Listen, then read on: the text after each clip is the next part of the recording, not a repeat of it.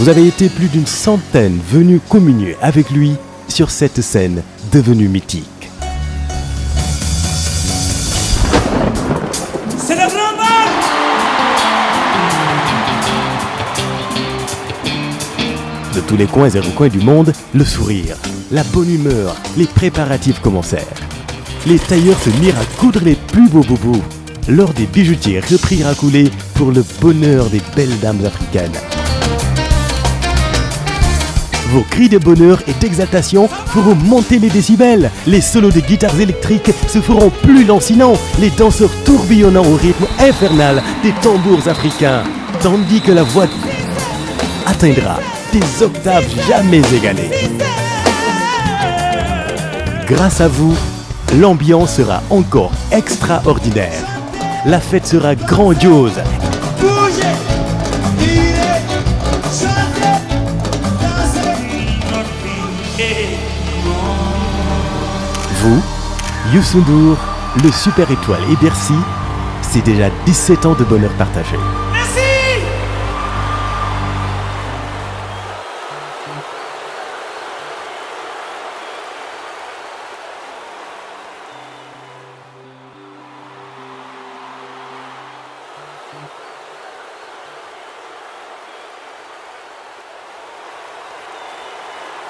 Ça, c'est Youssou N'Dour. ngir ñi doon gàddaay ci yoon yu metti ak ngir képp koo xam ni soldaar nga bu tumuranke ci guddi gi. nuyu naa leen duñu tàmbali te jaaluñu mboolam umma islamique bu Sénégal ginnaaw génnuk àdduna El Hadj Ibrahima Niass di xalif général bu Léona Niassène di massawu mboolem njaboot gi niki noonu it képp kuy julit fii ci réewum Sénégal ñu ngi lay massawu di ñaan suñu borom daal di koy dolli ay leer daal di dolli leer it mboolem ñi nga xamante ne nii ci yoonu màggal gi la ñu génne àdduna ci ay accident ginnaaw bi nga xamante ne nii ñaanal nañu leen ñu ngi ñaan suñu borom it mu daal di leen di tasaare ci leeruk sëñ Touba màggal gi it lépp lu ñu si ñaan yàlla na ko suñu borom nangu waaye du ñu sorey te bàyyi ñu ku nekk si ñi fi teew ñu daal di jaale waaye tamit wax si li nga xamante ni ci la ñu génn kon Birima salaamaaleykum. maaleykum salaam Khalifa waa Khalifa tey bi ñu yeewoo dégg nouvelle bi lu metti la parce que góor gi ndeysaan daa nekkoon ku baax. man mii mosuma ko gis ñi jaaxlaan mi wax nañ téléphone. professeur moo ko paas moo fa demoon seeti ko mu ni ko Birima daf maa neex. professeur woo ma jox ma ko ñu waxtaan ndeysaan mu waxtaan ak man ñaanal jàkkaarloo ñaanal réew mi mu nekk góor gu baax. ñaan naa yàlla sax dëgg yàlla dem ba ca njabootam jàlli leen parce que vraiment waxtaan yoxoon maa ngi moom bi ma ko mujjee dégg téléphone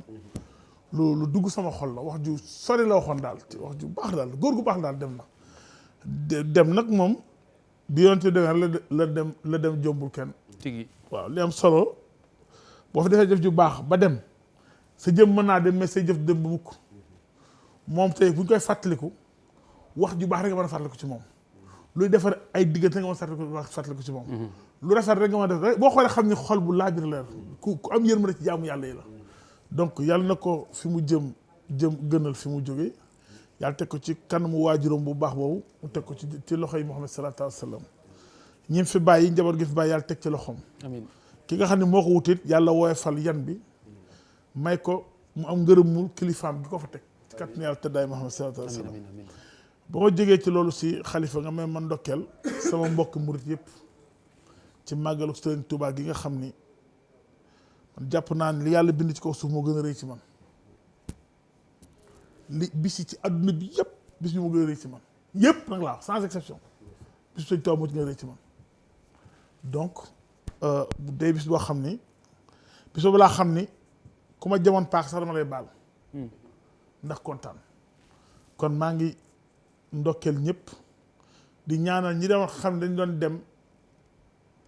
di sant suñu borom ba yàlla moom leen ndax képp ku jóg sa kër dem di màggale li la yëkkati mooy lan dangaa jóg pour sant la ji Serigne Touba suñu borom tigi kon képp ku jóg ci yoon woowu ba yàlla moom la naam dee kenn bëgg ko waaye ku sañoon boo demee bay dee nu mel noonu kenn bëggul dee kenn bëggul gaaw a dee kenn bëgg ku sañoon ñu dund ay ati atat waaye ku demoon ba xam day ñëw boo sañoon ci li neex Serigne Touba ci murit boo gis ci àdduna li neex sëñ Tuubaa la bëgg a génne àdduna kon yal na leen yàlla xaare àjjana yal na leen yàlla sàmm seen njaboot di ñaanal sunu xalifa bu baax bii nga xam ni sunu sax la ñun ñëpp yal na wér gudd fan vraiment te am ngërëmu sëriñ Tuubaa. jërëjëf Birima. waaw pare gu ma de di ñaanal yal na yàlla sàmm porte parole des mourides parce que koo xam ne yaa ngi wax ci turu sëriñ Tuubaa am nga yan boo xam ni am nga natt boo xam ni bu la yàlla téelul sa mbagg rek musiba am kon te yàlla nga koy may suturam lu mu wax rek réew mi mën cee jariñu ba ci barki dem li wax ci réew mi ci politique bi ci diggante technique ci diggante jullit ak morom mi ñëpp a ngi koy waxtaane ba léegi kon yàlla na ko yàlla sàmm may ko ci ndam sàmm njabootu Sëriñ Tuubaa gépp di ñaanal ñi ma bokkal plateau jàkkaarloo télévision bi ñi ko Youssou Ndour sunu mag ñi fiy liggéey kilifa yi ñëpp yal na leen yàlla may ndam may leen jàmm ci bisu Sëriñ Tuubaa bi di ñaanal Sénégal yëpp kuy doomu aadama ci réew mi ñu ngi lay ñaan ci barke Sëriñ Tuubaa yal na la yàlla sàmm sa njaboot. nel jërëjëf sëñ Tuubaa. ci laa dëkk loolu waaw moo tax dagguma la ndëkk ndax si jëmmi sëñ Tuubaa moo tax dagguma la tey. jërëjëf Papis. waaw li Birima wax rek loolu laay mooy ordre d'intervention bi tey mooy déjà dëj bi Sénégal ñëpp di ko naqarlu di ñaan yi gën a mag xam naa ne doo ñaan li gars yi ñaanul loolu rek renforcer ñaan yi yàlla gën ko saxal di masawu njaboot bi directement ak ñëpp ñi nga xamante ne ay jullit lañu aussi bien màggal bi aussi di féliciter murit yëpp ak jullit yëpp ak sénégalais yëpp ñi si jàppee ak contentement bi ci jógee réaction man du ma ñëw si l'aspect politique parce que xam nga politiciens yi ñoom ñu ngi fa ñu newoon du mës a changer mais li ci am solo mooy jour bi ak enjeu jour bi sur le plan religieux ak spirituel je crois que sénégalais yëpp kontaan nañu murit yëpp kontaan nañu ñi demoon màggal yi may ñaan li ñu fa yaakaaroon mu ëpp seen njortu ñu koy def ay déwén xalif bi aussi yàlla may ko wér ak taxawaay bu gën a yàgg mu accompagner population bu Sénégal di wax it ne ñi nga xamante ni ñoo jëm waaw wax naa ko xalifa Niassène yi voilà donc moom mooy Medina Léona Niassène alors di wax nag ci tëj ci waxu par rapport ak mbir mi mooy li ma métti leen rek ci mbir mi mooy accident yi damay anticiper un peu mais xam nga li gën a ridicule ci àdduna mooy loo xam ne chaque fois mu dal la chaque fois nga wax la même chose imagine-toi combien de fois lañ toog fii wax affaire accident ci cérémonie ci événement religieux au Sénégal ñuy wax di ñaax ba léegi ça change jamais loolu rek moom moo si métti chaque fois c'est les mêmes fautes c'est les mêmes causes c'est les mêmes effets c'est les mêmes discours day dem ba dañuy banaliser même centaines de morts ay cinquantaine dafa bari dafa dem ba dafa commencer banal et c'est extrêmement grave il faut ñu jël si ay mesures waaw je pense que yokk si lii gars yi wax sax day bëri xam nga rek télé bi moom damay wax au nom de la TFM déjà par rapport ak kilifa gi fi jóge di wax que ni damay wax tout le temps que ni ñun lépp lu xew ci xew-xew ci réew mi rek day nekk suñu xew-xew donc finalement da ngay am programme mu télé sax mais da ngay suspendre programme bi nii parce que lii xew yëpp yàlla baaxee nañu télé bi mu nekk télé boo xam ne nit ci dañ ci yaakaar lu bëri ba nga xam ne lépp li nga xam ne lu am la rek dañ ciy taxaw donc bi ñu ko yëgee démb ci guddi ñu jël disposition yi ñu waroon jël vraiment yónni techniciens yeeg ñëpp ñu dem foofu pour que aussi taalibe yi ak sénégalais yi nekk fii ak feneen mën a dund aussi même bu dee événement mbégte comme màggal gi ni ko dund mais aussi bu fi kilifa jógee mu nekk loo xam nit dañ koy dund donc ñun ñëpp ñuy jaale di wax aussi di effectivement di màggal bi moom pense que gars yi dañuy foog ni Touba rek la mais foo dem màggal man mi nga xam ne dama nekkoon fii parce que ñëpp mënuñoo dem ca guddi gi dama dem Sacré-Cœur sama kër yaay fekk mu dem am benn rakk bu tudd Fatou Kiné Ndour boo xam ne moom taalibi Sëñ Touba bu wér la moom day mu organiser woon vraiment màggal gu neex ñu dóor fa ay bagages yu baax daal da ko daal amuñu dara loo xam ne ñëwee nañ ko ba ma créé fa benn waxtaanu diine xaw leen man mi conférence bu neex laa fa conférence. ah oui waaw neexoon na trop macha allah donc mu nekk loo xam ne lu rafet la di wax rek que ni aussi xam nga rek lu nekk da nga koy indi ci contexte. bi mu am parce que émission bi aussi dafa am lu ko tax a jóg. même bu ñu waxee ba rafetal et tout ça il faut aussi ñu xool lan la ñu seetlu ci événement yooyu parce que pour man tant que ñi nga xam ne ñoom ñooy politiciens yi yëpp amuñu assez de respect si ngëm-ngëm ak si diine wormaal bërëb boobu xam ne nit ñi quelle que soit leur différence ci ay opinion ci ay parti ci ay lépp ñu xam ne ñun ñëpp président ba ci suuf ñun ñëpp taalibe lañ te boo nekkee taalibe da ngay respecter sa moroomu taalibe yi mu nekk pour man ñu war a am worma boo xam ne lépp li nga xam ne suñu ay divergence la ñu waxee ko fi ñu ko war a waxee mais ñu wormaal place u diine yi ak datu diine yi boo seetloo fii Sénégal lu si gën a bëri tabaski korité màggal Touba gàmmu Tiwaawoon appel Seydina Limaamul Mahdi ak ñeneen dem Kaolack foofu lay plateforme bi pour wax daanaka ñu ay nit yu bëri ñoo fay ñëw mais je pense que le respect bi ñu war a am ci béréb yooyu ça dafa war a universel kenn warul nekk au-dessus de ça ñu jël Touba def ko benn wala feneen benn plateau de revendication wala de ci côté yëpp je pense que benn moment bu nit ci demee ci màggal yeeg gàmmu gi wax fa dëgg yàlla war nañu mën a pose lépp ñu jaamu yàlla parce que jaamu yàlla bokkul ak aussi nekk di indi sa ay problème yoo xam ne yaa ngi ko jëlee fële ba nga xam ne finalement day jël le dessus sur l'événement je pense que war nañu am assez de worma loolu laa ci seetlu. très bien professeur. waaw ginnaaw bi ñu la ziaree ba noppi. dëgg la waaw ziaree dellu ziar ñëpp. waaye comme ni ngeen koy waxee rek tiis bi nga xam ne moom moo am mu aju ci génnug wàccu bu liggéey Alaaji Ibrahima Niass. wax dëgg yàlla suñu yëfu bopp la. nde neewoon naa la ku bëggoon kër gi la. rawatina ku bëggoon liggéey bi ngeen di def. ba ni ko Birima di nettalee damaa doxoon Kaolack léegi na ma fa yóbbuwoon sax yàlla xam na ko liggéey ak ndongo yi. mu déggee ne fa laay ñëw benn xale bu jigéen bu fa nekkoon def naa jarbaat la ci moom mu ne ko diw de moo ñu doon defal kii mu ne fexeel mu ñëw mu seede comme ni ko Birima waxee cofeel bu mu am ci émission bi ne fii ma toog nii wax dëgg yàlla sama kurus lay téye di leen ñaanal mu doon loo xam ne lu réeréer donc ku mel noonu bu demee wax dëgg yàlla ñun suñu bopp suñu yëfu bopp la rawatina di ko jaale ki nga xam ne moo di porte parole bi muy Alaaji Ahmed Niass di koo xam ne ku dëgg ku farlu benn trait de caractère rek la góor gi amoon Birima juñ na ko léegi mooy koo xam ne la boo deful attention sax doo ko xam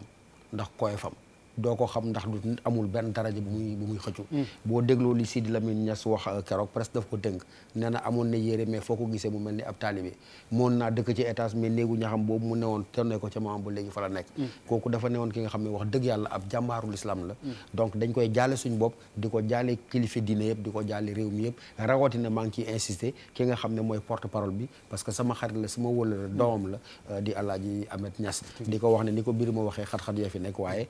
li xaal dinañ fa dem delloo ko njaal di ko njaal au nom de toute l'équipe de Jakaarlo bi nga xam ne ba muy dund kilifa gu yem ni woon bàyyi woon nañu xel boo di ñu ñaanal boo ma toog ci saalam di ko jottali ki nga xam ne moom mooy Birima Ndiaye ndaxte moom laa mënoon a jot ci téléphone gannaaw loolu beneen événement bi ni mu ko waxee it mooy Touba màggalum Touba comme ni ñu ko waxee rek defe naa ne jarul ñuy sori ci wax ji suñ yëf la ñun ñoo ko moom te mbir mi yëg-yëg la man buñ may laaj ci màggal wax ji du mën a sori parce que yëg-yëg la keroog 18 safar muy barki démb ci diggante 6h30 7h 8h ngelaw li doon romb janaaw yi doon naaw xob yeneen doon def boo fa nee daal ak yëg-yëg la boo xam ne ñu ngi sant suñu borom bu baax di sant Touba di wax jërëjëf sëñ Touba waaw li ci des nag junñu ngeen ko léegi également am na solo surtout li Bouba wax dañ ci war a teg baaraam mais man c'est vrai dinaa ko naqarlu ni nga xamee politique bi dugg na fu nekk parce que wax dëgg yàlla dadul teggi ne sax dadul worma nga dugg foofu nga xam ne bërëb boobu diine rek a fa nekk yàlla rek a fa nekk nga fay indi ay xeejaloo yoo xam ne affaire politique la waaye damay wax ne Bouba sax xel mën naa dal parce que gis nga loola mbiru homme politique la mais boo koy wax ñun ñi newoon foofa ak taaliba ya fa newoon wax dëgg yàlla dañ koo tallul sax dañ leen sax mayul ndox parce que seen xol seen dënn fees na dellu ci yàlla roy ci li sëñ Touba jàngale que may ñu sax nopp ñooñu nga xam ne boo tallul sa tere boo koy wax sax gars yi dañ naan sa waay ñoom ñoo ko tal waaw kon nag dañu war a roy ñoom politiciens yi ci ñi nga xam ne ñoom ne noonu la ñu war a diriger parce que ña fa dem taluñu ko buñ ko fa andi ku dem ba lu yem nu màggalab Serigne Touba 18 safar nga xam ne événement mondial la amul benn bërëb ci àdduna bi bu yëgul 18 safar booba nga ñëw fa naan ngoyti politique ak far fi xam nga wax dëgg yàlla tumaranke la gars yi ñu leen di dolli ñaax buñ dematee foofu daal muy foofu muy Mérina muy feneen nañu denc bagaasu politique yooyu te xam ne am na loo xam ne nag ñun ñoo ko moom te suñ digganteeg borom bi la amul xiyoo amul ŋaayoo li ci des nag xanaa ñu xaarandi peut-être accident yeeg yooyu bugg la neexee ñu dugg ci wala dañ ciy dem waaw ci accident yi moom ni ma la ko waxee sànq képp koo xam ne xaw ma ko jël hélicoptère de waaye jël nga oto ni ñun topp ci tali bi di dem da nga naan sax xanaa lii yàlla moo teg loxom bu sedd ba waxuñ 300 morts wala 400 morts ligne continue nga gis waa joo xam ne génn 300 à l'heure dem nga jékki-jékki gis ab Njaga Njaay boo xam ne vide compteur am utali ñax mi maanaam des scènes indescriptibles yoo xam ne mais buñ la koy wax da ngay tiit mais bu loo tiit tam da nga naan lii de moom mooy Sénégal Khalifa malheureusement parce que boo déggee ma ne lii de mooy Sénégal mooy nga baal ma ci wax ji ñàkku dëggu bi ñàkku mooy li Papis wax toujours les mêmes discours ñàkku discipline bi nekk ci ñun mais foofu lay gën a feeñee ci talib boo ci taxee mais gis Sénégal ci wàllu indiscipline nga baal ma ci wax bi ci ñàkk worma ci ñàkk teggin wax dëgg yàlla accident yi boo ko seetloo da nga naan 99,99% ñu ngi wax oto yu yàqu tali yu baaxul waaye la cause elle est humaine maanaam gaañ wax dëgg yàlla c'est à l'image de la société Khalifa parce que société boo koy définir boo demee ca sociologue la gën a gàtt mooy des gens soumis à des normes communes quelle que soit définition boo mën a am société day dolli si foofu ay nit ñoo xam ne la leen tënk am na aslëf la leen tënk ci ay valeur ci ay aada ay cosaan yoo xam ne moom moo leen boole bu amul ay normes communes société amul léegi li fi nekk nag mooy de la même manière que chacun est l'inventeur de ses propres normes da ngay gis ni ci société bi chacun est l'inventeur de son propre code de la route il y a autant de codes de la route que de chauffeurs et que de véhicules donc moom moo joxe li fi nekk il faut que ñu delloowaat mbir mi ñu xam ne ñun la sénégalais pourquoi ñun la sénégalais parce que sénégalais dafa mel ni munul am patience u ligne ñii 10 oto taxaw bu ñu ko defee am na lu tax waaw mais munul am patience sax rang 5 minutes topp ci oto moromam c'est pas possible il faut que mu génne jikkoom donc indiscipline caractérisée boobu wax dëgg yàlla nit ñi nañ delloo si jikko yi rafet yi da ngay xool ci tali bi Khalifa may la wax dëgg yàlla da ngay toog sa loxo man benn mois dama chauffeur bi taxaw bu taxaw ma croiser les bras mais lii nu ko nit mënee nu ko nit xalaate mara day taali am na benn Njaga Njaay li ma la wax ci ligne continue la génn chauffeur bi freiné xoolal mu def nii virdi xam nga fu mu mujjee fekk taxi bu taxaw mu ne réel moo xoñee taxi bi moom mootul sax téye kon te loolu exemple la rek pour won ni mais c'est une indiscipline totale et généralisée bu ma déggee transporteurs yi ñu naan waaw la responsabilité des chauffeurs waaye l'état des voitures l'état des routes waaye dama ne ñii ma gis de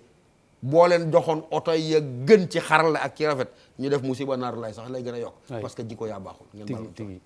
Charles waaw Khalifa dina difficile ma am lu mu siy yokk parce que c'est très fort professeur lu may wax nii mais daa mel na daal ñun fulla ak fayda si ñoo xamante ne si ñoom la ñuy roy yoruñu ko jëluñu ko si ñoom parce que ñoo xamante ne ñoom la ñuy jooy tey fulla ak fayda lañ yoroon si ay jamono bu fekkante ne sëñ Bamba ay jamono tubaab yi fulla ak fayda la woon bu dee murid nga kon fulla ak fayda ngay dawal bu dee newul si yow tey ko yow yaa ngi à côté di def lu la neex wante defoo loo xamante ne moom lan la sant moom la ñu bind si xasida yi kon dañuy dellu si xel yi waxante dëgg bu ñuy ñëw d'abord rek may nga commencer peut-être si suñuy mbokk ñaseen yi di leen massawu communauté bu rëy nga xamante ne tey kontaan naa trop si suñu télé parce que bu ñu xamee suñu communauté ñaseen dem nañ ba Tamale te xamuñu ko dem nañ ba Abuja ba Lagos loolu yëpp won ko tey ça veut dire que c'est la grande communauté lan teg du ñaseen yi rek mais képp koo xamante ne sénégalais nga nekk bitim réew nekk ñaseen wala nekk leneen am na loo xam boo ko gisee ci TFM luy ñëw si yow la nga xam ne am na lu jógee si yow kooku doon part bu am importance mais kan moo fi jógee lan la fi bàyyi nangu dañ koy jël jëfe ko wala bàyyi ko ñu ñuy continuer si suñu indiscipline boo xamante ne doy na waar trop parce que professeur lu muy wax nii paasewul ñàkk fulla ak fayda dafa am loo xamante ne nag bu ñu xoolee 2010 à tey rek y a eu plus de 125 morts kon muy quoi 20 morts à peu près 20 morts par année si loo xamante ne xam nañ ko dañ koy def nekk destination kilifa yi yoo xam ne jóge nañ Turquie maa ngi ko doon lire Turquie wala feneen ne lii musuñu ko fi gis dans le monde à part Makka musuñu gis foo xamante ne y a 4 millions de personnes qui s'y rendent amul fenn mais loolu liggéey la kan moo ko liggéey Serigne Touba ñu liggéeyuñu ko kon nañ jaar yoon 250 milliards de francs CFA la ñu wax am na fu muy jaar mais su yi jaadool war na dimbali dëkk bi war na may sénégalais yi changé dama ne tey lu ñu xool ay exemple fort rek la ñu am exemple fort yoo xamante ne sénégalais yi bëgg ñu ko gis lu ñu neex lañ bëgg a def kon nag bu fekkee da nga yari doxu sa gëm-gëm mooy gëmoo dara lu dul moment bi instant bi kopportu ga maanaam lii rek nga ko mën a doxalee mais exemple bu rëy lañ am dafa am koo xamante ne dafa jógee tey comme par hasard il n'y a pas de hasard Dieu xamul luy hasard leçon la dafa am lu ñu fa war a jël am lu ñu fa war a jàng Touba doon loo xamante ne moomatuñu ko je suis désolé sénégalais yi moomatuñu Touba c'est fini Touba adduna ko moom bu ñu xoolee bu baax a baax ñu nga xamante ne de plus en plus am naa yaakaar que buy continuer nii waxuma la rek sénégalais mais des gens viendront de partout parce que exemple islam bu nouveau la c'est islam du question de modéré rek mais souffle nouveau lay indi si àdduna mooy cette acceptation de l'autre la différence parce que mun naa dem Magali Touba nekk catholique dem Magali Touba ba ma ñëwee dañ may jël ma toog loo fii ma c'est-à-dire du jox ma lépp loo xamante ne parce que bés la ku nekk xam nga sëñ Touba dama ko mos a ne fii quoi il faut pas que les musulmans se trompent et encore moins les mourides ñun ñëpp ñoo ko moom mais benn enseignement laa jàpp dafa am foo xamante ne doctrine ba nag moom defe naa gëmuñu ko parce que buñ ko gëmoon wala taxawuñu ko waaw ba gëm nañ ko mais comment dire en français c'est-à-dire bu bawuñu ko noonu parce que on le vit pas c'est ça que je veux dire on le vit pas on le vivrait que c'est même s'il faut aller à pied à Touba comme l'a fait Cheikh Omar Foutiyou Tall bu muy dem mag ak ñeneen ndànk la ñuy dem jóge fa ak def fa ak jàmm jóge fa ak salaam ñëw fii am leneen parce que exemple bi lu doy waar la je pense que loolu yëpp ay exemple la et il faudrait que ñun Sénégalais qu'on se l'approprie et qu'on le vive plus. Très bien alors ñu ngi ak Mamadou Diallo ancien international ñu bàyyi la nga sànni si benn baat. waaw d'abord damay nuyu ñi fi toog ñëpp nuyu suma grand yi fi toog donc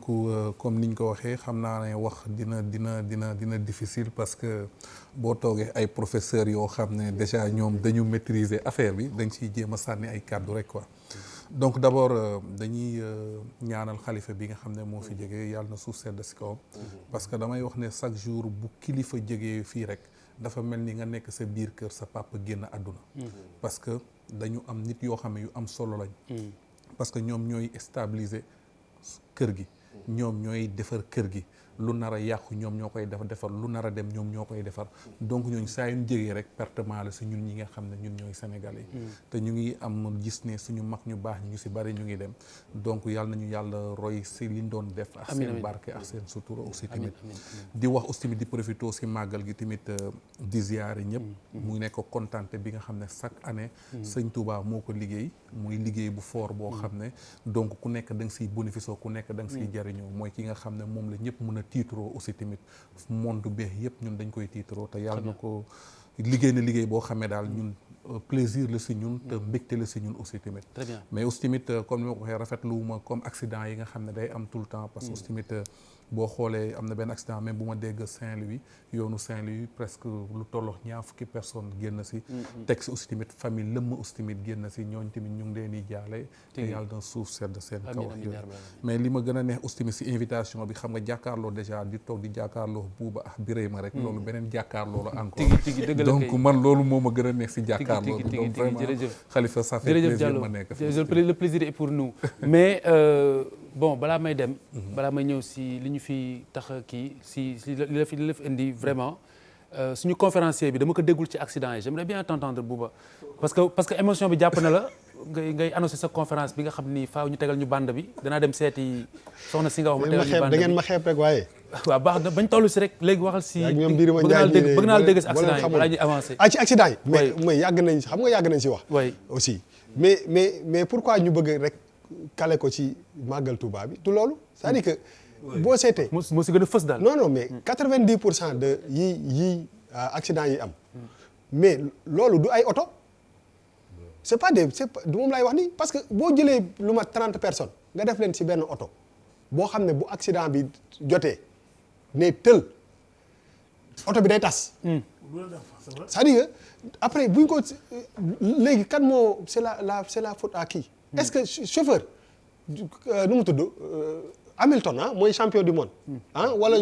Schumacher Lewis Hamilton boo ko joxoon oto yooyu mu accidenté parce que en fait en réalité le problème il reste entier dañu naan indiscipline oui mais boo seetee accident yi gën a bëri mais parce que c'est pas des voitures yi gën a mortel parce que nit oto dañu nekk ci 2017 oto wax naa la am na oto yoo xam ne da dem ba am 12 airbag ñun waxuñu sax waxu airbag comment tu peux mettre 30 personnes dans un cercueil ambulant te takkuñu ceinture de sécurité ba pare daw plus de 100 à l'heure ba pare oto bi amul dara lu ci nekk ci benn oto boo xam ne man óor na ma ni bi ma juddoo fii laa ko fekk muy daw non moom laay wax ni c'est-à-dire que il faut aussi qu'on se dise la vérité quelqu'un est en train d'encaisser de l'argent à chaque fois que oto bi jógee point A dem point B quelqu'un est en train de construire beneen étage ci immeuble yu bëri ñu am le problème il reste entier du affaire u màggal ak affaire u gàmmu xam nga lan la dañu war a nit yi ñuy transporter ci ay oto yu am sécurité avant ñuy wax leen te oto yooyu nan la ñu def bay daw nan la ñu bañ moom lay wax ni mais xam nga jox ko ay nit ñu nité non mais balaa ngay joxe xam nga dafa am benn contradiction bu mag foofu laay tëjee moom mooy dafa am lu ñuy wax visite technique bàyyi li nga wax waaye tamit non attends nga yor oto boo xam ne day jar 50 millions ñu ne la visite technique boo ko amul bu ñu la jàppee day arrêté mu am benn oto boo xam ne am na visite technique mais tes yeux boo ko xoolee xam nga ni lii amul visite technique ci say bët léegi oto boobu di daw mu def accident 30 nit dee ñu naan chauffeur yi mais non pourquoi oto boobu ñan lañu war a njëkk a wax mais non moom laay wax ni c'est-à-dire que oto bu am visite technique mais ba def accident noonu nga ñëw xool kii état wu oto bi mais tu dois te poser la contradiction foofu la très bien xam nga la bëggoon a Khalifa oui pour terminer accident bi xam nga man accident bi romb naa ko ci yoon boobu laa jaar ba dem Touba bu 20 morts bi waaw oui mais oto boo fekkee oto minicar bi ci yàq bi da nga gis mu nekk fa gis nga fët chaise yaag oto bi fekk dafa xam nga oto bu mbëkk dafa war a moxoju dafa tas dafa disparaître nga xam ne ay bërigo la mais loolu la tigi oto yi bëri daw fi ay bërigo la ay bërigo la ñu jël dagg ko tafal ko ci muy daw très bien c'est criminel très bien merci tout ça revient à l'indiscipline merci beaucoup yeneen yu mel ni lu doon riir ngir liberté di riir ngir àdduna ku xam alam nasra di nga xam ni naqar la ak bànneex tey Sénégal yëpp am nañu bànneex bi mooy lan mooy fukki at ak juróom a ngi ginnaaw bi ñu njëkkee dem mondial dina ñaar bu soyee suñu borom ginnaaw bi nga xamante ni Aliou Cissé réalisé na prouesse boobu moom ak équipe am loolu tey moom moo fi indi Diallo du ma sorey Diallo te bàyyiwuma la léegi nga wax ma match bi noo ko dundee est-ce que vraiment gëmoon nga ni danañ dem Russie. waaw gëm naa ko parce que li tax ma ne gëm naa ko parce que boo xoolee parcours équipe nationale bi fi mu jaar ak Coupe d'Afrique bi ñu def ak jàngatin si jëlee donc gëm naa loolu surtout bi ñu waree ne dañuy rejouer waat suñ match contre Afrique du Sud gëm naa ne équipe bi dina dem Coupe du Monde parce que génération boo xam ne donc dañuy wax ne chaque jour football génération yi ngay am sur 12 ans nga koy liggéey. Très bien. Donc sur 12 ans ngay liggéey par génération donc je pense que génération boobu dafa jot parce que li tax ma ne dafa jot parce que boo xoolee booy ñu si bari ñoom ñoo nekkoon si Jeux olympiques yi ak donc Cissé waaw ak Alioune donc mu nekk benn liggéey boo xam ne au moins am na base bi tigi donc base boobu la jël indi ko te aussi tamit loolu dafa wan Alioune lu bari parce que boo xoolee Giresse jaar na fi avant moom donc après bi Giresse jaaree ba dem moom dafa xëcc pour ñëw équipe nationale bi donc bi mu xëccoo pour ñëw équipe nationale aussi tamit sénégalais yi jox ko équipe nationale bi aussi tamit donc comme ni ma koy waxee yaa am na lu baax am na lu bon sport moo demee noonu amul dara loo xam ne lépp day perfect mais li ma si mën retenir mooy à la si fin bi li ñu soxla woon moom la ñuy jox te franchement mérité na ko joueurs yi mérité nañ ko population Sénégal tamit mérité nañ ko parce que tamit ça fait depuis génération 2000 ba léegi ñu ngi rêvé waat pour dem coupe du monde par rapport ak génération bi ñu am génération dorée bi ñu am lu mel ni ay Sadio Mané ak ñam Karam Mbodj ak ñam Koulibaly ñeneen ak ñeneen je pense que dañu mérité pour dem coupe du monde parce que talent yi mu ngi fa effectif bi mu ngi fa mental bi rek moo desoon. première lecture Mamadou Diallo donc pas de surprise Birima alors copain Giresse. tu es soulagé. waaw xam nga Khalifa. oui. dem coupe du monde moom dafa baax sax ci réew. wala wax réew bu ci àdduna bëgg naa coupe du monde. li muy indi bari na boo seetloo bi ñu bijjee coupe du monde ci lañu football defaloon siège fédération football bi yu bëri amoon retombées yu bëri amoon na ci réew mi ci lañ gën a xam Sénégal donc dina indi stabilité ci réew dina tax xol yi doon benn loolu football rek moo ko mën ci réew lu am doole la donc nit moom boo ko sasee ne ko defal daa daw wala daa dox wala def na nga bu dee def na moom jërëjëf moo ci war a tegu comme moom mu qualifié lañ ko santoon qualifié na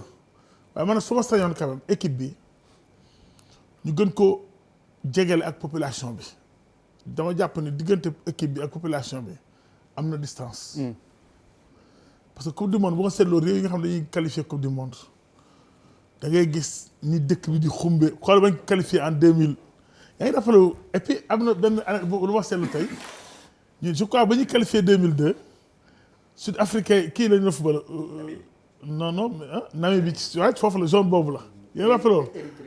non Namibie tey aussi sud ak Afrique du Sud ne ko zone boobu jig nañu quoi vraiment jig nañu. Afrique australe quoi. waaw foofu jig nañu.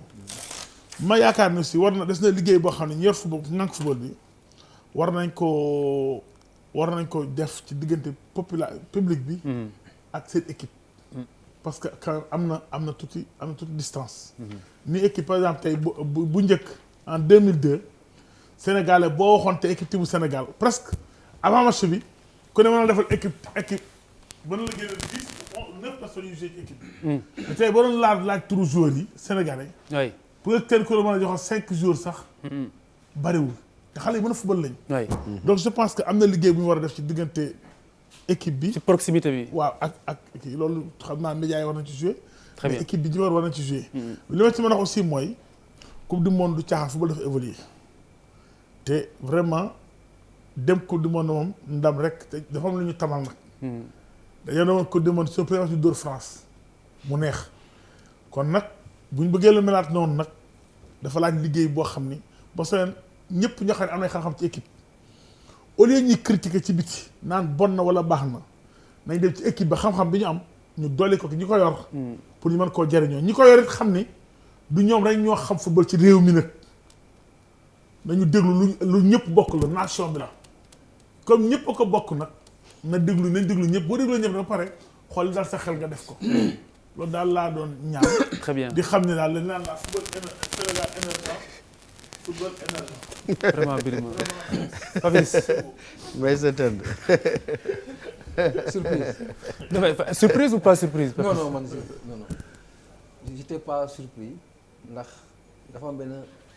benn facteur bu am solo bu am boo xam ne xëy na moom moo motiver espoir yi ma amaatoon. xam nga déjà damay commencer pour wax ne la FIFA a eu raison sur tout le monde.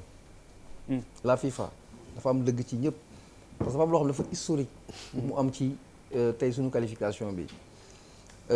boo defee la somme des 2 matchs. mooy bi ñu dóoree 2-1. nga indiwaat bii nga peser yëpp. c'est pas que je sois sénégalais. mais da ngay xam ne Sénégal bi moo mën Afrique du Sud. Sénégal bi moo mën Afrique du Sud. boo jëlee bi ñu dóoree 2-1 ak li fi xewoon ba ñu transformé nga jëlaat bii tafaat ci match bi. muy ñaari 90. Sénégal moo mën Afrique du Sud donc Sénégal logiquement moo war a jàll. dafa mériter sa qualification. et que la FIFA a eu raison sur tout le monde. xam nga football. dafa am ay yuy am gis nga boo xoolee sax miracle da nga yaakaar ne miracle la. xam nga dem ba salle de mort nga tussuuli c'est ce qui s'est passé en fait Sénégal tussuuli ma ne attention lu musul am na. denam deewul c'est des signes waaw. football dafa bëri ay affaires yu doy waar. yoo xam ay signes da lay jox ne. lii c'est comme un penalty. nga ñëw dóor ko ak non le gardien il a bougé wala balle bi c'est mal positionné. nga ñëwaat. dóor mu dugg Diallo ne me démentira pas. donc fort de tout cela ak. esprit bi am ci match bi xam nga lu mel nii bu amee dafay am ñaari sentiment xam nga à côté de la presse à côté des dirigeants supporters mais dafa am ay réalités yoo xamante ne loolu jour yi rek ñoom ñoo koy dund parce que ñooy compétiteurs yi les Sénégalais benn problème lañu amoon tey au départ mooy peur de mal faire parce que dañ ñëw ba ci dernière étape bi ñu ne tey en 90 000 mën nga qualifier là tu as la pression positive c'est vrai mais peur de mal faire mooy ragal a yàq loolu day animer le joueur par contre les Sud-Africains li leen di animer mooy genre sentiment d'injustice parce que le joueur sud-africain mi joué match bi passé. donc moral. ils n'ont pas gagné le match sur tapis vert. Au bout de 90 minutes la ñu ne arbitre sifflé ñu homologué les résultats. On leur demande de refaire la même épreuve. day am benn sentiment d'injustice. bu leen di animer donc c'est une motivation supplémentaire. Donc c'était un match extrêmement important. Contexte bi je pense que si kanam ni si dugg et puis je suis couvert parce que y a Diallo qui est un expert. Très bien alors qui va me coacher peut-être. Diallo expert Bouba aux couleurs nationales. ah oui you know. Birima daa ngi doon xam ne nag làmb rek la xamul football dara waxu ko. attention Birima li moo taxaw na de. non ay psychologiquement proximité bi dafa am solo. waaye mani moo tax déggoo fu mu angle bi mu génn waxu na lépp sauf football. waxul tactique moom waxul tactique de. moo tax ma ne la ñaar ñi toog si télé di leen seetaan. 180 milliards walaay. Sanjara la jóge bëri rek la xam. dafa yor corpulence bu bëri. ñu ne nii moom bu doon bëri moom. naa ne. Bouba bàyyil Birima te tactique bu dee mën nga tactique. ban mbër lañ ko war a mën a booleel nii nga Zos bi ñu la ko joxoon nga dem ak moom de. Khalifa bul kii vraiment bul jég de parce que boo jégee rek mu mer ko. non parce que dama ko dégg mu wax may jéem a seet ci argument yi est-ce que am na solo technique tuuti technique wala daal football lay wax sax. football mën nañu football dafa évolué mais vraiment numéro 9 la woon. ay po kii de ay lamb rek. Mbapat Bouba ayca Bouba bàyyi jàmbur. Mbapat voilà. man xooy laa na yor xooy maa ngi yor xooy c'est vrai que doy taan. waaw donc xam nga maa ngi yor xooy quoi. oui maa ngi sëngal joueurs yi. parce que pour man bon Sénégal am na ko doon wax naan c'est peut-être un petit pays mais une grande nation quoi. te je pense que qualifier coupe du monde. c'est pas rien dafa am benn waykat bu mag bi waxoon bu fi yemoon sax mu neex. loolu junj la. ak soññ donc c'est grandiose. c'est grandiose dans la mesure où gis nañu benn ay nit yoo xam ne def nañu benn chemin. pendant longtemps. un chemin qui n'a pas toujours été facile ah. parce que yaakaar yi tas na lu bëri. quand même yaakaar yi tas na lu bëri mais li ma si gën a neex li muy symboliser. moom mooy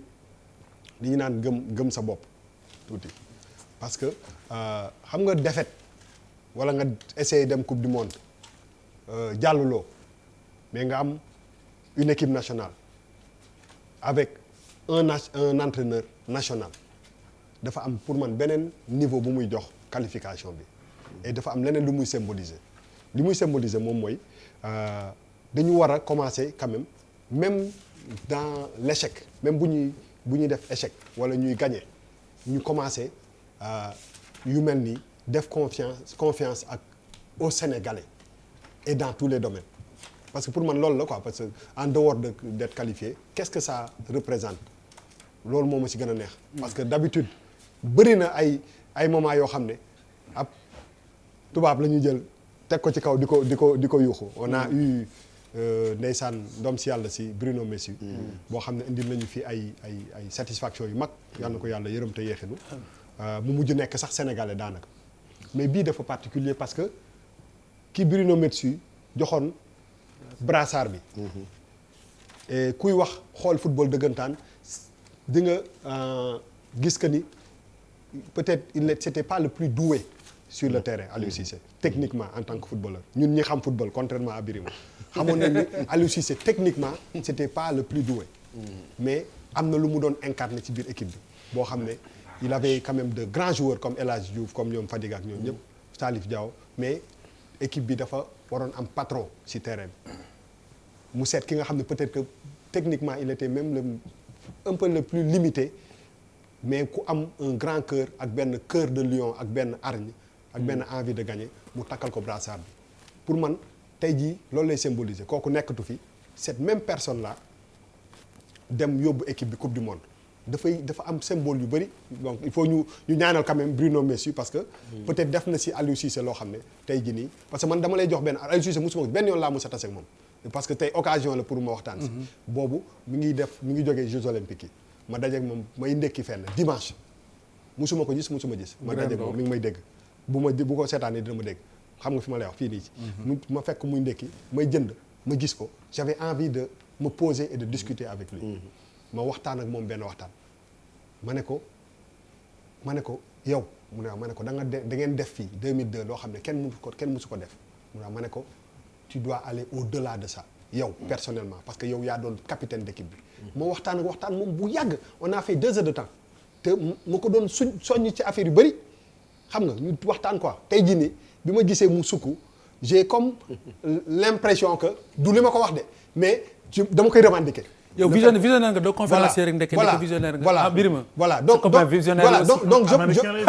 je pense que lii dafay tax. ñu war a mën a def confiance aux Sénégalais dans tous les secteurs parce que en fait Sénégalais dara jomm ko. ci àdduna. tigi donc foofu laay commencer man li tax ma gën a bëgg ñu gagné sax. mooy li mu nekk nit ko ñuul askan wi si réew mi parce que bu gagné woon coupe bi. dana neex de. waaw mais xam nga fu mu nekk nii non mais fu mu nekk nii xam nga am parce que ñun kat tubaab rek la ñu mais non déedéet Khalifa yàlla mën na lu ëpp loolu mais fu mu nekk nii dama ne nañu savourer il faut pas rêver nañu savourer te am yaakaar parce que déggoo mën na la li mu pas bi mu teg rek fii ba abadan kenn du mun dindi turu Aliou Cissé. mais Bouba on va rêver on a battu le champion du monde quand même. important Khalifa on a battu la France tout de même on va rêver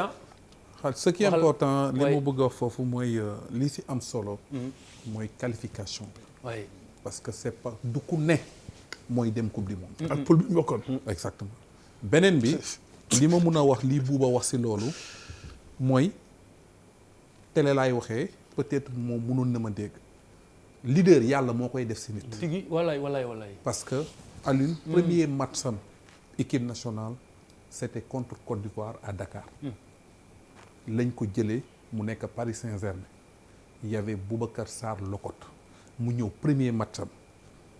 bi muy ñëw toujours année de dog boobu dama koy wax mooy bi ma koy yan paan bi boobu ñu ngi sangu comme yëfu sénégalais mu ngi mel ni dem mais Alioune na nga koy gis si biir terrain bi mais nga xam ne kii leader la. c'est un leader né. lu tax mu ne leader parce que man maa ko jiitu woon si équipe bi mais attaquant laa woon te d'habitude attaquant yi offensif li ñuy gën a liggéey. que défensif. mais dafa doon taxaw di may rectifier ba xuloox man. tu sens que c'était nit la boo xam ne da doon imposer wu. donc loolu yàlla moo koy def si doomu aadama. comme ni ko waxee mu ñëw équipe nationale c'est un jour très moins. mais c'est jour la boo xam ne day liggéey day replacer ay jouram day dafa am esprit de groupe. très bien un modèle. aussi ma discuter ak moom parce que ci la laa toog di wax. après Coupe d'Afrique. parce que ku ne dañ koy waxal te yàlla tax. Alioune dafa dëgër bopp. tey dafa am ay principe am bu ne lii lay def.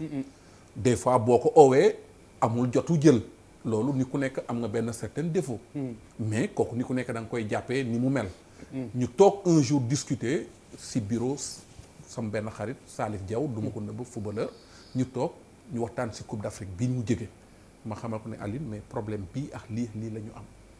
première chose bi ma wax dafa ma ne ko est-ce que xam nga ne tey ngay gën a ëpp pression mu ne Diallo man je sais que tey laay gën a ëpp pression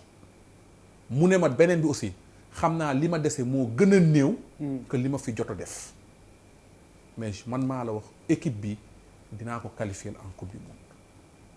donc man loolu laay rappelé wu si situation yooyu. te c'était très dur pour moom. parce que y a pas mal de critiques yu am. mais il faut ñu jël critiques yooyu positif. absolument pas négatif. parce que football ay contexte la. contexte match bi ngay fekkee tey li ngay commentaire ak match prochain dafay différent. dëgg la kay mais nag bu la yàlla jiitalee. mais il faut que nga accepter yenn yi. mais quand même lu ñuy wax aussi des fois nañuy positif pour ne pas bañ a casser nit ki Sénégal nag dañ bëgg aussi bu ñuy waxaa ni toujours. ñuy bëgg di wax lu neex nit ki. très bien c'est ça. très bien alors professeur Diallo je vais quand même le dire Diallo yow da nga baax. professeur. waaw sous l'angle de surprise ou pas. nga wax oui d'abord. première lecture. waaw première lecture de avant match bi. man dama xawoon a sceptique. maanaam dama awoon tuuti jeexi jaaxa. vraiment bokk ma woon ci ñi gëm ne rek dañuy ñëw qualifié. lu ko waral mooy démb ak barki démb. parce que gars yi fu ñu ne nag ko gongo tey moom bii sotti na keroog yaakaar tas et puis dafa am ay yu ñu fi dund. yoo xam ne wax dëgg yàlla waaw ay traumatisme pratiquement la wax ko rek. parce que da ngay boo remonté tuuti histoire bi jàlloo xam ne li may wax. combien de rendez-vous important nga xam ne boo waree am benn nul sax nga dem parce que 2002 c'est l'arbre qui cache la forêt mais avant loolu boo ko seetloo ay rendez-vous yoo xam ne la presque da nga naan da ngay dem jëli pot bi remontel ba keer 86 ba ma fekkee boo fi mu nekk nii à chaque fois mais taw ñoom bokkaandee da ngay ñëw match d'ouverture Égypte organisateur nga duma ko ñu ne coupe bi yaa koy jëli après fu muy mujjee ay baliñ dóor ci kaw asamaan si mu jeex ba et cetera donc en 2000 en 2000 on a été en quart de finale mais on pouvait encore même foofa pays organisateur Nigéria dañ ko mënoon waroon ko dóor waaw mel tax ñu dóor ñu donc moo taxoon ma xawoon sceptique li xawoon tax ma am yaakaar tuuti c'est un élément tout à fait irrationnel maanaam tegoo ko ci lu xel mën a nangu mooy lii ma ne guléet Sénégal ñàkk match mais ñu ne Sénégal nañ fubalaat match boobu loolu signe mais signe bu garaaw la loolu rek a tax ma amoon espoir bu la nga am dama ne lii bu amee parce que Sénégal dafa victime mais pendant 30 ans 40 ans boo woon léegi dut jéen mooy le Sénégal Tunisie maa koy fàttaliku waa Tassirou Diallo dut ñëpp boo janoog góol bi waaj ñëw yenu teg arbitre na joué maa ngi fàttaliku la formule de dut jéen mu ne cet arbitre est un daltonien de l'esprit daltonien de l'esprit yàlla rek a xam lu mu doon boo laajte woon ma waaw mais prof même ñu nuyu suñu doyen Doudou Diène ñu ngi lay nuyu bu baax doyen je suis sûr que mu ngi ñuy seetaan. waaw kooku benn xeetu journaliste loolu. mu ne cet arbitre est un daltonien de l'esprit. mais c'est extraordinaire pour dire il faut être lui. nga tëb lu bëri boo ñëwee ba Diomaye Camara mii ñuy xool avec beaucoup de plaisir sur les chaînes trucs moo ko Habib Beye te ñu nekk suñu fierté ca chaîne télévision boobu ñu nekk muy canal nañ ko wax. Diomaye Habib vraiment bon boulot vous nous représentez. yaa ngi fàttaliku Sénégal Égypte il dribble tout le monde. janoo góol bi waa ji jógee fële c'était presque un attentat yenu tànk bi sànni fële waa ji da arbitre joué donc Sénégal bu fekkee dafa nekk tout le temps la victime désignée mu mel ni arbitre sax dañuy complot pour éliminer Sénégal ñu ñëw ba Sénégal ñu ne ñàkk na match ñu ne ñu joué ko dama ne xëy na am na loo xam ne mu ngi ñëw mooy li Papis ne FIFA yaay na ñëpp c'est-à-dire que waaw bon FIFA sax du ma ci waaw du ma ci sore parce que autant mën def nañ ko pour Sénégal autant day fer tax ñeneen fu ñu ñàkkee match parce que des cas d'erreur d'arbitrage c'est quand même prévu dañu waxante dëgg xam ne d'autres ont perdu par la faute d'arbitre et leurs matchs n'ont pas été rejoués donc du ma sori ci loolu de waaw moi j'ai vu simplement le signe du destin bu weesoo loolu li taxoon ma sceptique wax dëgg yàlla sous la pression gisuñu woon moom xam na li may wax un projet de jeu cohérent fluide limpide 2002 man mi boo mooyee 3 heures du matin ma classé la équipe bi c'est très clair waxal la nañuy footballé c'était huilé c'était limpide de Tony Silva ba El Hadj Diouf foo jaar dafa leer nañ carte bi dafa ron mais on n'a pas encore ça maanaam jeu bu limpide noonu mu leer poste bu nekk nga xam ne kii c'est le chevalier moom moo ko incarné ba léegi tu as le sentiment qu'il cherche même si ci dernière rencontre yi contre Burkina contre Cap-Vert ak kii on sent que am na benn ossature quand même buy commencer dem leen andi nam li man de wóolu naa leen dem leen ndam li ñoo ko moome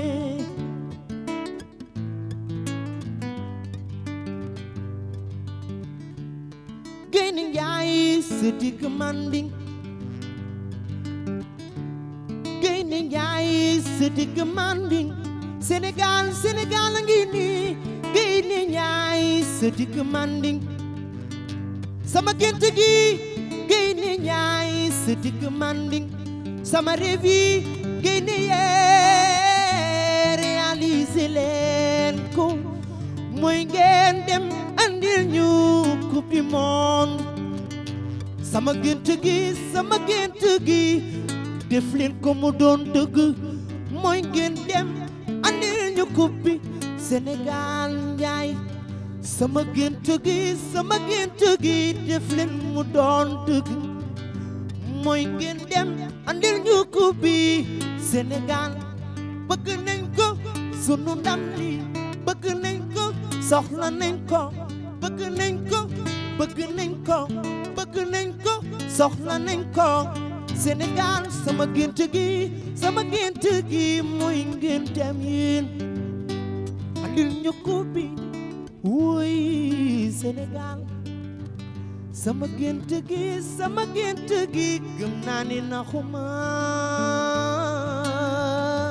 naxumaay Sénégal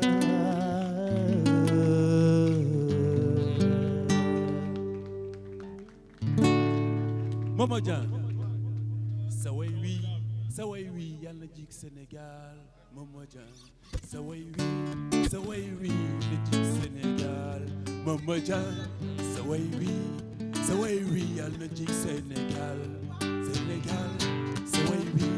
sa way wi na jig Sénégal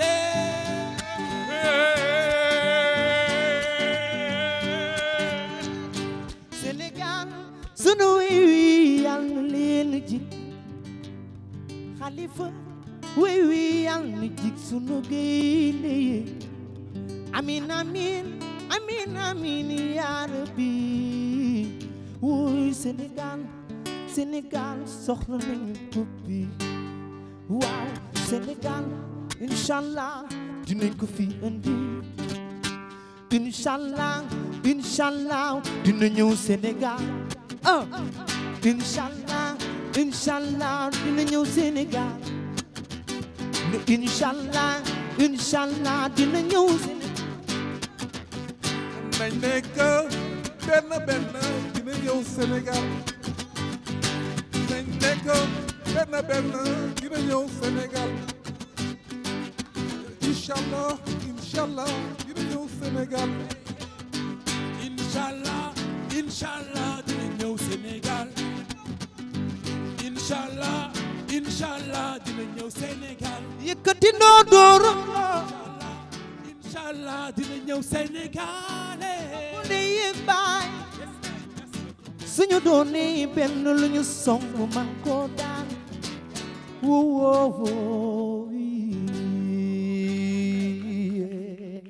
oh merci beaucoup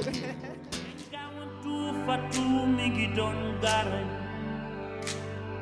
ni bi jolool yu teddi ci melax yi xawe laax yeneen yu mel ni lu doon riir ngir liberté di riir ngir jàmbaar yi doon xeex te bal dàkkul di riir ngir ñi doon gàddaay ci yoon yu metti ak ngir képp koo xam ni